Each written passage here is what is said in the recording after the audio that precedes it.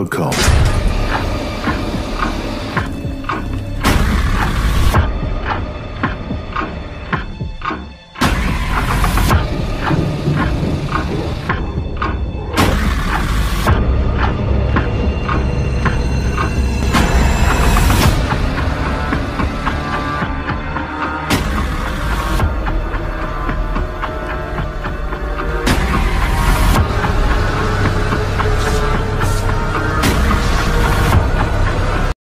Assalamualaikum warahmatullahi wabarakatuh.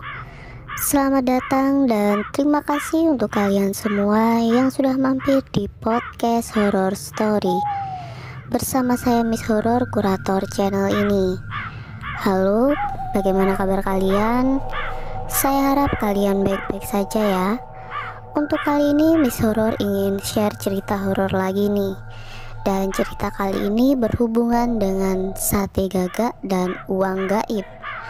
Untuk kalian yang penasaran, tetap stay di channel ini. Namun sebelum saya memulai ceritanya, yuk bantu support channel ini dengan cara klik tombol subscribe, like, komen, dan jangan lupa tombol loncengnya ya, agar kalian tahu jika saya update video terbaru. Dan tanpa perlu menunggu lama lagi, yuk langsung ke ceritanya aja. Mendapatkan uang gaib melalui media sate gagak merupakan ciri khas ilmu pesugihan Dewi Lanjar. Dikisahkan sosok gaib Dewi Lanjar memiliki kekayaan melimpah berupa harta emas dan tumpukan uang yang tak terhitung nilainya. Namun uniknya, mata uang yang dimiliki Dewi Lanjar ini mengikuti mata uang yang berlaku di alam manusia. Konon mata uang rupiah, dolar Amerika, dolar Singapura, ringgit Malaysia, dan lain-lain terdapat dalam tumpukan uang yang dimiliki oleh Dewi Lanjar ini. Itulah sebabnya banyak orang yang berupaya mendapatkan uang gaib tersebut. Mata uang yang diinginkan tergantung peminatnya, asalkan syarat yang diminta Dewi Lanjar dapat dipenuhi, yaitu sate gagak. Sepintas mudah saja hanya menyediakan sate gagak, tetapi dalam kenyataannya tidak demikian. Itulah kisah yang dialami Samsudin 48 tahun. Pengalaman yang saya alami sangat menakutkan, bahkan dapat mengancam keselamatan jiwa.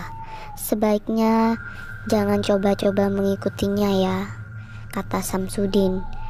Awalnya kami ingin membuktikan bahwa uang gaib itu ada. Sebenarnya saya tidak terlalu percaya, tetapi teman-teman saya mengatakan ada seorang kiai yang memiliki kemampuan mendatangkan uang gaib, kata Samsudin. Selanjutnya dikisahkan Samsudin bersama 8 orang temannya menemui Kiai Dullah. Mereka mengutarakan niatnya mendapatkan uang gaib. Ketika itu Kiai Dullah hanya tersenyum mendengarnya. Apa kalian sudah mantap dengan niat itu? Apa tidak takut dengan resiko yang kalian nanti hadapi? Tanya Kiai Dullah. Tentu saja semuanya menjawab mantap dan siap dengan resikonya. Niat itu sudah bulat dan tidak mungkin diubah lagi. Baiklah, siapkan seekor gagak, nanti kita lihat apa yang terjadi, ujar Kiai Dullah. Beberapa hari kemudian Kiai Dullah bersama 9 orang itu berangkat menuju pasar burung. Nasib mereka saat itu sedang mujur. Burung gagak berwarna hitam kelam berhasil diperoleh dengan harga Rp250.000 seekor.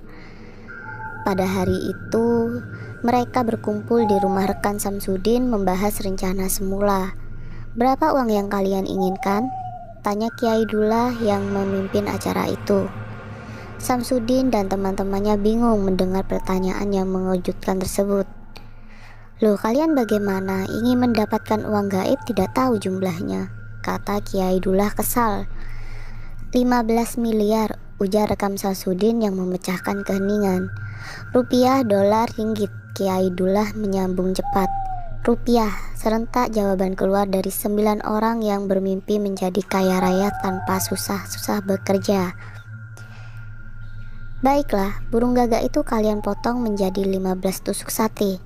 Lalu siapa yang akan berjualan gagaknya? Tanya Kiai Dullah. Samsudin dan teman-temannya hanya terbengong mendengar pertanyaan itu. Apa maksud Pak Kiai? Salah seorang di antara kalian bertugas menjual 15 tusuk sate gagak. Apabila ada yang datang membeli, jangan memberikan sate itu sebelum sang pembeli membayar 1 miliar untuk satu tusuk sate, kata Kiai Dullah menjelaskan. Siapapun yang berjualan harus memastikan pembeli menyediakan uang sebanyak yang kalian inginkan. Kalian juga harus membawa selembar uang 100.000 sebagai contoh. Katakanlah pada pembeli agar menyediakan uang seperti uang yang kalian bawa itu, lanjut Kiai Dullah. 9 orang itu tersenyum mendengar penuturan Kiai Dullah. Tampaknya tidak terlalu sulit untuk mendapatkan uang bermiliar-miliar rupiah. Tetapi mereka serentak diam ketika Kiai Dullah bertanya siapa yang akan bertugas menjadi penjual sate gagak. Terjadilah perdebatan, mereka saling tunjuk siapa yang menjadi penjual. Setelah disepakati, Samsudin dipilih mengambil tugas itu. Kiai Dullah lalu memanggil Samsudin untuk menjelaskan apa yang harus dilakukan saat berjualan. Kamu harus berani dan jangan gentar. Ingat, dalam dunia gaib, justru penjual adalah raja, bukan pembeli. Nasihat Kiai Dullah memang terdengar aneh. Bisnis manusia jelas mengatakan pembeli adalah raja, sementara di alam gaib sebaliknya, penjual adalah raja. Jualan sate gagak pada malam Jumat sekitar pukul 9 malam. Menggunakan mobil mereka menuju ke tempat yang dipilih untuk berjualan sate gagak. Jualan sate gagak pada malam Jumat sekitar pukul 9 malam. Menggunakan mobil mereka menuju tempat yang sudah dipilih. Lokasinya di muara sungai Kalijaga, persis di tepi laut. Seorang diri Samsudin berjalan ke arah lokasi tersebut membawa 15 tusuk sate gagak dan peralatan untuk membakar sate. Lokasi tersebut dipenuhi pepohonan lebat dan alang-alang. Sambil berjalan, Samsudin harus membabat alang-alang dengan sebilah parang. Sekitar 1 meter dari tepi laut, Samsudin membersihkan tempat yang akan digunakan berjualan. Setelah itu, dia mulai membakar sate satu persatu yang sudah disiapkan tadi. Sementara itu, posisi Kiai Dullah dan teman-temannya berada di dekat mobil yang berjarak sekitar 500 meter. Kiai Dullah melakukan ritual dekat mobil tersebut. Tepat pukul 10 malam, 15 tusuk sate yang dibakar sudah matang dan siap untuk dijual. Aroma daging terbakar menyeruak ke segala arah. Sebagaimana petunjuk Kiai Dullah, Samsudin berteriak-teriak seolah memanggil pembeli. Sate gagak, sate gagak, siapa yang mau beli? Teriak Samsudin sambil mengacung-acungkan satenya. Tampaknya belum ada yang datang membeli. Samsudin mulai didera rasa takut. Suasana malam itu terasa mencekam. Debur ombak dan desiran angin mendirikan bulu kuduknya. Pada saat itu, Samsudin membaca doa dalam hati. Beberapa saat kemudian, Samsudin tersentak kaget mendengar suara petir yang keras. Kilatan petir bahkan berjarak beberapa meter dari tempat duduknya. Astagfirullahaladzim, teriak Samsudin dalam batin. Kilatan petir terasa menyambar kepala hingga secara refleks menunduk menghindarinya. Belum hilang rasa kaget dengan petir, tiba-tiba seekor burung hantu terbang berputar-putar. Samsudin yang tangan kanannya masih memegang sate gagak langsung saja mengacung-acungkan tangannya sambil berteriak. Sementara tangan kirinya memegang selembar uang 100.000 rupiah. Sate gagak, sate gagak, siapa yang mau beli? Teriak Samsudin dengan suaranya yang parau. Burung hantu itu hinggap pada sebatang pohon sekitar 10 meter darinya. Matanya menatap tajam. Samsudin balas menatapnya sambil terus berteriak-teriak menawarkan sate gagak. Burung hantu itu lalu turun di tanah dan mulai berjalan mendekat. Tetapi tiba-tiba saja burung itu terlempar menjauh sambil mengeluarkan suara keras. Samsudin terkejut melihat kejadian itu. Tapi dia tidak mengerti apa yang sebenarnya terjadi. Sambil membakar sate gagak agar aroma dagingnya tetap menyebar, Samsudin terus berteriak-teriak memanggil pembeli. Sate gagak, sate gagak, "Sate gagak, siapa yang mau beli?" teriak Samsudin. Entah dari mana datangnya, Samsudin tersentak melihat sosok gaib berwujud manusia setengah badan muncul dari semak-semak belukar. Sosok gaib itu hanya terlihat dari dada ke atas. Bagian perut dan kakinya tidak ada. Sosok gaib itu berambut gondrong, berwajah seram dan matanya merah menyala. Seperti melayang, sosok itu mendekati Samsudin. Anehnya, sosok itu berhenti 10 meter di depan Samsudin. Makhluk dari bangsa jin itu menatap tajam dengan mulut seolah sedang berbicara. "Sate gagak, sate gagak, sate gagak, ayo beli sate gagak, murah 1 miliar untuk 1 tusuk sate gagak," kata Samsudin. Teriak sambil mengacukan sate gagak di tangan kanan dan uang 100.000 di tangan kiri. Samsudin berharap makhluk gaib itu datang mendekatinya dan membeli sate gagaknya. Sebagaimana petunjuk Kiai Dullah, Samsudin harus menunjukkan sate gagak itu kepada pembeli. Apabila sang pembeli berminat, maka Samsudin harus pula menyodorkan uang 100.000 rupiah untuk pembayarannya. Tetapi Samsudin heran melihat sosok setengah badan itu tidak juga mendekat. Padahal ekspresi wajah gaib itu terlihat berminat membeli satenya. Samsudin tidak menyerah, dia terus berteriak-teriak menawarkan dagangannya. Agaknya pancingan ini berhasil, sosok gaib itu bergerak mendekatinya. Tiba-tiba sosok gaib itu mengeluarkan suara lengkingan keras seperti kobaran api. Sosok gaib itu terbakar dan kemudian lenyap. "Astagfirullah," teriak Samsudin dalam batin. Dia heran mengapa makhluk itu terbakar. Buaya putih, tetapi Samsudin tetap bertahan. Keinginannya mendapatkan uang gaib sudah bulat. Apapun yang terjadi, Samsudin memang kesal dengan teman-temannya yang memilih dirinya untuk berjualan sate. Sementara mereka asik duduk-duduk di mobil menunggu perkembangannya. Pada saat itu Samsudin tidak menjadari rekan-rekannya di dalam mobil lari kocar-kacir akibat mobil tersebut diguncang-guncang keras.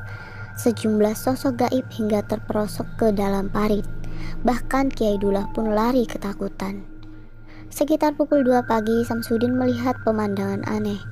2 buah perahu melaju pelan dari arah muara sungai Kalijaga. Semakin lama perahu itu mendekati posisi duduknya yang hanya berjarak 1 meter dari tepi laut. Samsudin mengamati kedua perahu itu. Aneh, tidak ada seorang pun di dalam perahu. Tetapi Samsudin sangat jelas melihat beberapa tumpukan karung di dalam perahu. Apa isi karung-karung itu? Pikir Samsudin. Setelah Samsudin menghitung, ternyata jumlah karung itu ada 15. Apakah karung-karung itu berisi uang 15 miliar? Tetapi mengapa perahu itu terus berjalan dan tidak mau berhenti? Tanya Samsudin dalam hati. Kedua perahu itu berjalan di muara sungai dan menuju laut lepas. Deburan ombak seketika melenyapkan perahu itu. Samsudin mulai pesimis, sate gagak yang dijualnya akan laku. Tetapi dia belum mau beranjak pulang sebelum kedatangan sosok gaib Dewi Lanjar. Dia masih menunggu putri dari bangsa jin yang sangat kaya raya itu. Menjelang pukul 3 pagi, Samsudin dikejutkan kedatangan seekor buaya putih berukuran raksasa. Lebar badan buaya itu sekitar 2 meter dan panjangnya hampir 15 meter. Buaya berbadan besar itu muncul dari dalam sungai dan berjalan terseok-seok mendekatinya. "Sate gagak, ayo beli sate gagak," teriak Samsudin sambil menatap ke arah buaya yang berjarak sekitar 10 meter. Kali ini tubuh Samsudin bergetar. Dia khawatir buaya itu akan memangsa dirinya dan bukan sate gagak yang dipegangnya. Lagi-lagi kejadian yang sama terulang. Buaya yang mendekatinya itu terlempar jauh ke belakang. Tubuhnya melayang dan terhempas di permukaan sungai. Suaranya keras menggelegar. "Astagfirullah," teriak Samsudin. Beberapa saat kemudian muncul lagi buaya besar yang berjalan mendekatinya. Tetapi buaya itu kembali terhempas di permukaan sungai. Setelah peristiwa itu tidak ada lagi kejadian aneh yang dialami hingga fajar datang. Samsudin berkemas meninggalkan lokasi berjualan dan berjalan menuju ke temannya yang menunggu di mobil. Dia heran melihat teman-temannya sibuk mendorong mobil yang terperosok di parit. "Apa yang terjadi?" tanya Samsudin. Seorang temannya mengatakan mobil itu diguncang-guncang sosok tak kasat mata hingga terperosok di parit. Beruntung tidak terlalu membahayakan. Mobil pun dikeluarkan dari parit hingga mereka dapat pulang. Dalam perjalanan pulang, Kiai Dullah bertanya kepada Samsudin seputar pengalaman yang dia alami. Setelah mendengar cerita Samsudin, Kiai Dullah tersenyum. "Tentu saja sate gagak itu tidak laku. Sepanjang berjualan kamu terus melakukan zikir di dalam hati. Dewi Lanjar takut dan tidak berani mendekat," kata Kiai Dullah yang mengaku baru pertama kali ini gagal mendatangkan uang gaib. Samsudin berkata, "Ini pelajaran buat saya bahwa mendatangkan uang gaib itu perbuatan yang tercela. Buktinya makhluk gaib itu takut dengan bacaan zikir." Akhirnya selesai juga untuk cerita pada hari ini. Untuk kalian yang mau share cerita horor, monggo langsung kirim via WA atau email yang tertera di kolom deskripsi. Nantikan terus cerita-cerita horor di channel Miss Horor ya. Terima kasih. Assalamualaikum.